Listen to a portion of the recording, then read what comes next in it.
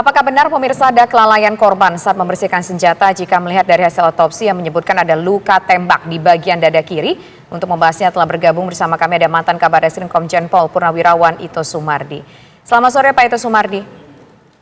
Selamat sore Mbak Tisa, selamat sore Mbak Putri. Ya Pak, kita ingin tahu memungkinkan tidak kalau melihat dari luka tembak di bagian dada dan juga di bagian paru kena dua organ vital sekaligus ini karena unsur kelalaian. Karena kan mengingat yang bersangkutan pasti sudah tidak asing lagi dalam menggunakan senjata. Karena yang bersangkutan juga tadi disampaikan bahwa ajudan pribadi ataupun juga pengawal pribadi. Ya baik Mbak Tisa, saya kira demikian. Pertama saya mengucapkan duka cita ya kepada keluarga korban. Dan tentunya peristiwa yang terjadi ini adalah peristiwa yang menjadi satu perhatian publik.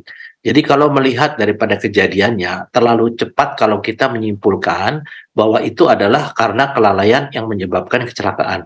Karena kalau memang ada petunjuk mengatakan sedang membersihkan, pasti penyidik yang sedang mengolah TKP menemukan alat-alat untuk pembersih senjata. Sementara senjata itu memang bisa saja terjadi kecelakaan itu karena ada prosedur yang harus dilakukan oleh setiap anggota pemegang senjata pada saat tidak berdinas. Dia harus mengeluarkan selosong peluru atau magasin, kemudian juga melakukan pengelokangan untuk mengecek apakah ada peluru dalam kamar. Nah, di sini kan kita bisa melihat daripada hasil otopsi ini dari mana arah peluru itu masuk, ya sudut masuknya. Kemudian daripada otopsi juga akan ditentukan kapan almarhum itu meninggal waktunya. Kemudian juga kalau memang senjata itu digunakan oleh yang bersangkutan atau almarhum, tentu ada bekas-bekas jelaga ya. Jelaga itu seperti semburan mesiu apabila kita melakukan penembakan. Nah ini tentunya saat ini sedang didalami oleh tim daripada lapor maupun juga daripada unsur forensik lainnya. Kita tentunya di sini kalau menurut saya saat ini belum bisa kita tentukan penyebabnya. Jadi mungkin sebaiknya yang dilakukan adalah bahwa penyebab daripada kematian yang bersangkutan sedang dalam penyelidikan. Sehingga tidak ada masyarakat membuat asumsi yang mungkin akan bisa menjadi keliru. Demikian, Pak. Baik. Pak Ito, biasanya kalau untuk membersihkan senjata, itu arah moncong senjatanya itu biasa kemana? Apakah memang ke arah tubuh? Harusnya kan tidak ya, karena mengingat pastinya ada aturan atau SOP yang untuk keselamatan begitu prajurit ataupun juga pengawal pribadi saat membersihkan senjata mereka. Iya, standarnya adalah kita harus ke bawah atau ke atas, tapi biasanya kalau di sana ke bawah ya. Jadi kalau dilakukan di kamar, kemudian juga kita juga harus mendalami rekam jejak ataupun rekam kegiatan yang bersangkutan apakah sedang dalam keadaan capek, ya lelah dan lain sebagainya. Karena itu bisa juga menjadi satu faktor penentu sehingga orang itu menjadi lalai. Nah ini harus melakukan satu hasil penyelidikan yang mendalam. Kemudian kan biasanya yang pengalaman saya mempunyai ajudan dan walpri itu di ruangan mereka tidak ada CCTV, tapi di luar ruangan itu ada CCTV. Kita bisa melihat pada kapan yang bersangkutan itu almarhum meninggal, adakah orang lain yang ada di sana atau ada orang yang masuk atau tidak.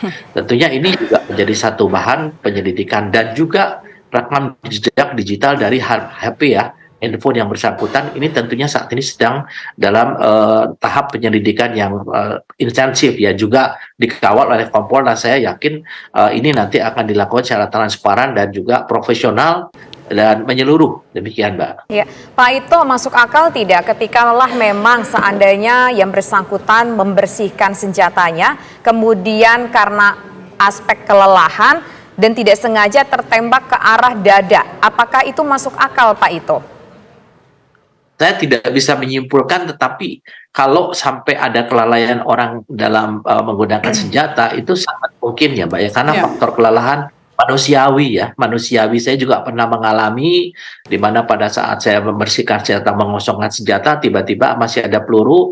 Kan biasanya prosedurnya harus kita kosongkan, kita coba, ternyata ada peluru, tapi kan arahnya ke bawah. Kalau arah ke badan itu ya tentunya menjadi satu bahan untuk penyelidikan daripada teman-teman penyidik ya. Pak Ito, ini ada satu kejanggalan lagi nih Pak Ito, bahwa korban ini kan tewas di jam dinas. Nah beliau ini kan adalah pengawal pribadi, harusnya jam dinas itu dia harusnya sudah berada di luar dinas, di luar rumah dinas. Maksud saya mengawal Kapolda Kaltara mungkin berkegiatan. Nah ini kalau dari Pak Ito sendiri melihatnya kejanggalan tersebut seperti apa? Yang perlu saya jelaskan di sini, Pak Kapolda saat itu ada di Jakarta, Mbak, sedang ada tugas di Jakarta. Sehingga biasanya kan Kapolda tuh punya 2 ajudan ya, ada ajudan dinas, ada ajudan standby.